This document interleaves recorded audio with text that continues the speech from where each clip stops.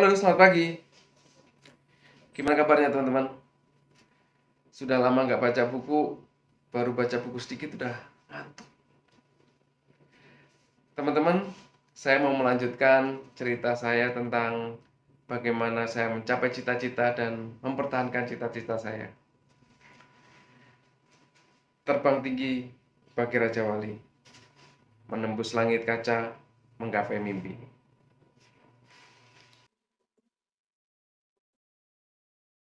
Pagi ini saya akan menceritakan tentang pencarian saya, bagaimana saya memenuhi apa yang telah Tuhan tuliskan terhadap diri saya. Bukan pencarian yang mudah, karena saya tidak tahu persis apa yang telah Tuhan tuliskan terhadap diri saya. Saya melakukannya dengan analogi-analogi seperti ini. Banyak sekali prinsip-prinsip yang saya cari untuk mencari hal ini. Namun saya mempergunakan 3 hal prinsip besar sebagai berikut.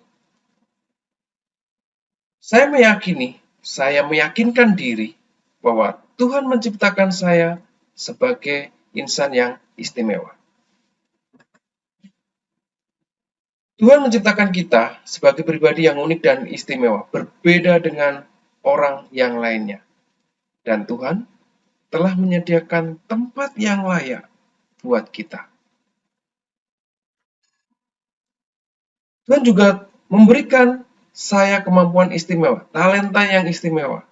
Namun, talenta itu perlu diasah untuk menjadi kekuatan yang Tuhan berikan. Harus dilatih secara konsisten. Talenta-talenta tersebut dimaksudkan untuk menembus langit-langit kaca kita, supaya kita bisa berada di tempat yang layak yang telah disediakan oleh Tuhan. Butuh perjuangan.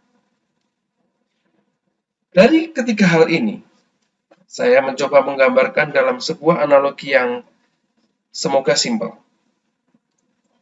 Cerita tentang sebuah keluarga harmonis. Seorang ayah yang bijaksana dengan seorang istri dan 6 anak. Mereka memiliki tradisi yang baik sekali. Setiap malam harus makan malam bersama. Harus meluangkan waktu dari aktivitas-aktivitas lain untuk makan bersama. Di acara tersebut, kedua orang tua menyediakan hidangan yang istimewa. Hidangan yang makanan utama dan juga makanan tambahan sesuai dengan selera dari masing-masing anak. Dari kesempatan ini, tradisinya adalah mengungkapkan pendapat, bercerita, kemudian mendengarkan feedback dan saling mendukung. Sungguh potret yang keluarga harmonis. Namun di balik itu, dalam hari-hari terdapat perseteruan-perseteruan kecil, perkelahian-perkelahian kecil di antara beberapa anak. Dalam perseteruan tersebut, seringkali yang dominan ataupun yang lebih besar mengungkapkan statement-statement yang kurang baik. Dek, kamu itu masih kecil, nggak usah ikut urusan. Atau, dek, kamu itu nggak mampu. Kamu nggak mampu melakukan itu. Sudah, jangan lakukan itu. Yang lain saja.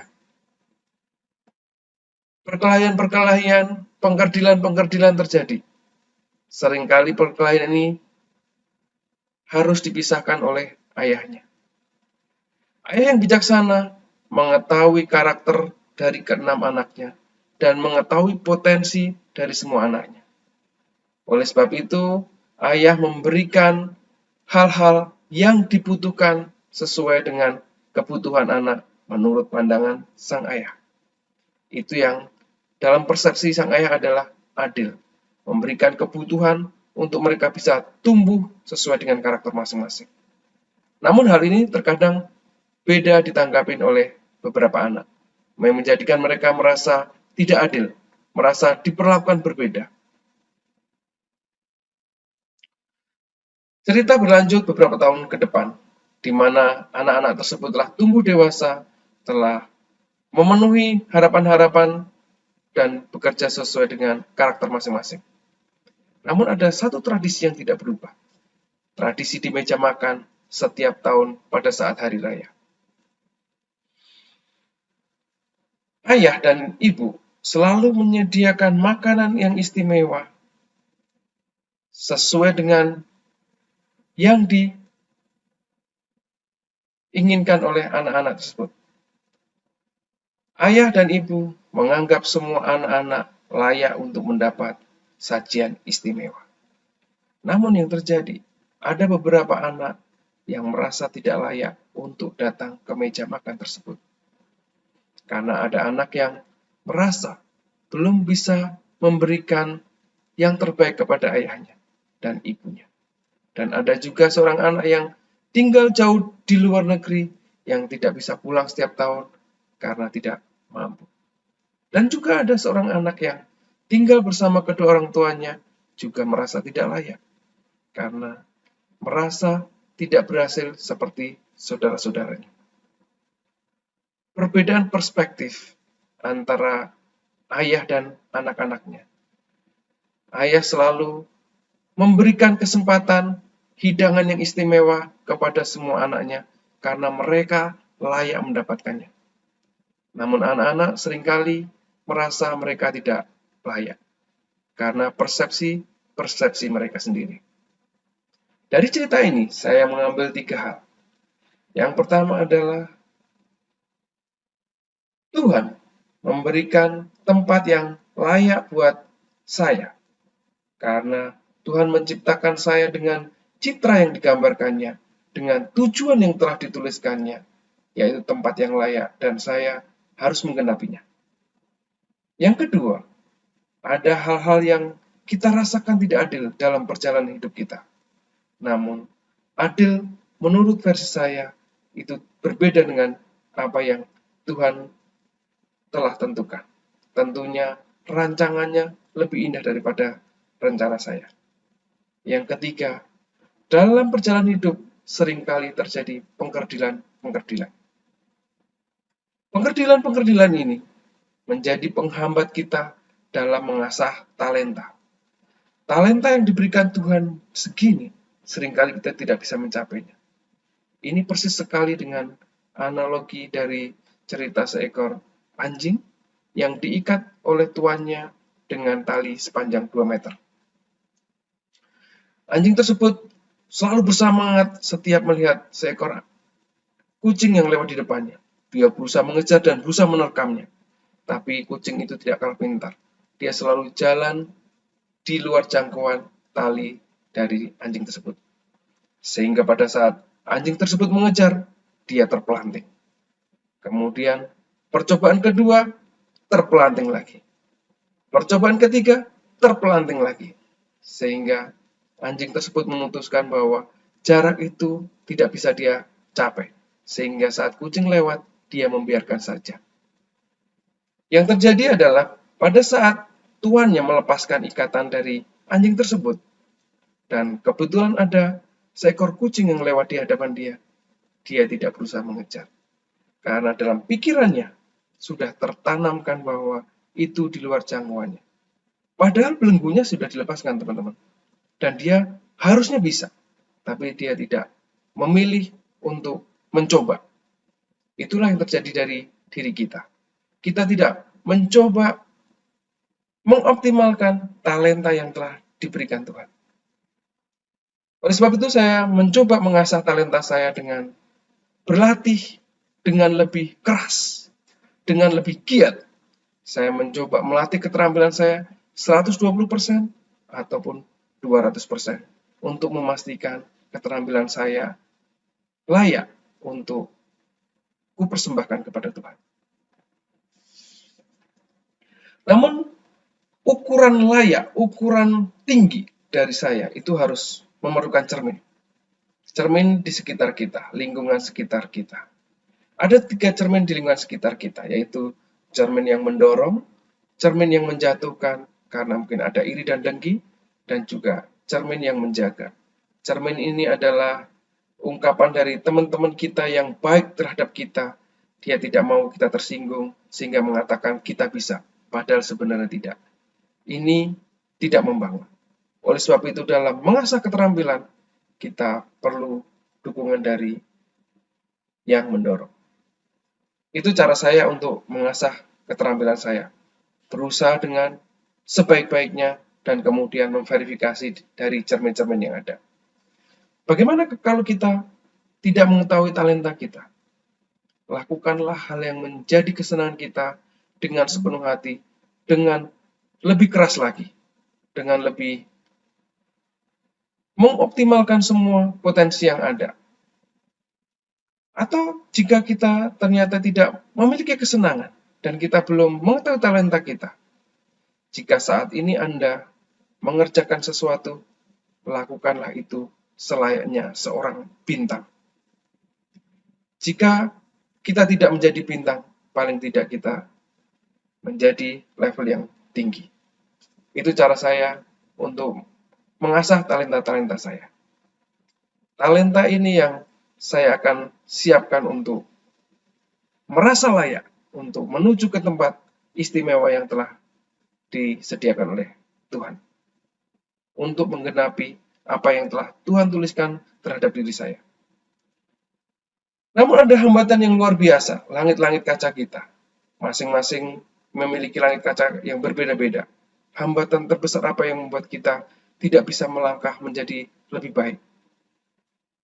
Saya mempelajari dari apa yang Tuhan telah sediakan di alam sekitar kita, yaitu contoh dari karakter dan mentalitas seekor burung Raja Wali.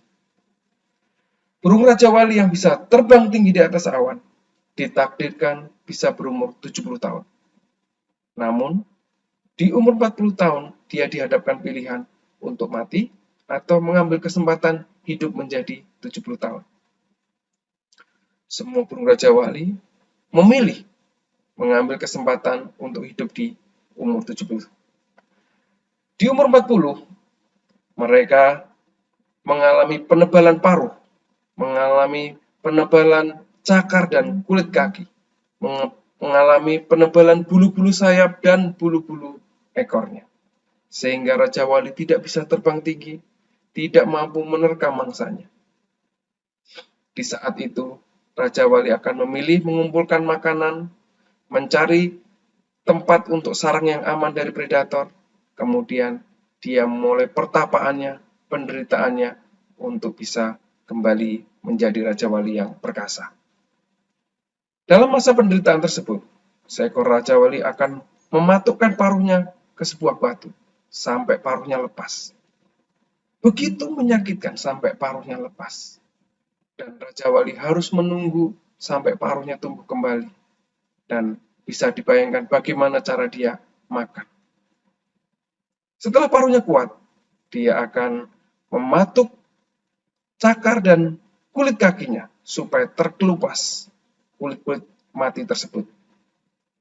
Dan dia akan mencabut bulu-bulu sayapnya dan bulu ekornya satu persatu dan menunggu bulu-bulu tersebut tumbuh. Setelah paruhnya menjadi kuat dan cakarnya kembali menjadi tajam dan bulu-bulu sayap ekornya menjadi kuat, Raja Wali tersebut telah menjadi Raja Wali muda, Raja Wali yang perkasa, yang mampu terbang tinggi di atas awan dan menerkam mangsanya dalam satu terkaman. Mentalitas yang luar biasa. Dan saya tertarik mengikuti mentalitas ini. Saya memilih untuk selalu meningkatkan kemampuan saya. Saat ini mungkin saya sudah di level ini, tapi saya akan mencoba untuk menaikkan level saya terus untuk memenuhi apa yang Tuhan telah ciptakan terhadap diri saya. Apa yang telah Tuhan tuliskan terhadap diri saya. Saya berusaha menggenapinya supaya saya bisa layak di hadapan Tuhan. Itulah pencarian-pencarian saya. Mungkin pencarian-pencarian saya berbeda dengan orang lain dan juga dalam menganalogikan dan menuju ke suatu tujuan. Mungkin ada omongan ada pandangan dari orang lain yang kurang baik, saya tidak begitu memperdulikan itu, karena saya lebih mementingkan bagaimana Tuhan memandang saya dan apa yang saya harus genapi. Itu yang lebih penting buat saya, supaya saya bisa menentukan diri saya menjadi layak. I am who God says I am. Itu cerita dari saya. Kembali bahwa pengalaman saya mungkin berbeda dengan situasi teman-teman, dan juga pengalaman saya mungkin bukan yang terbaik, tetapi saya mencoba memberikan contoh-contoh, memberikan gambaran bagaimana saya meraih cita-cita saya. Semoga video ini bermanfaat, dan nantikan video pembahasan berikutnya. Semoga menginspirasi, semoga menjadikan contoh buat teman-teman yang membutuhkannya. Terima kasih, selamat pagi, salam sehat, lawan COVID-19.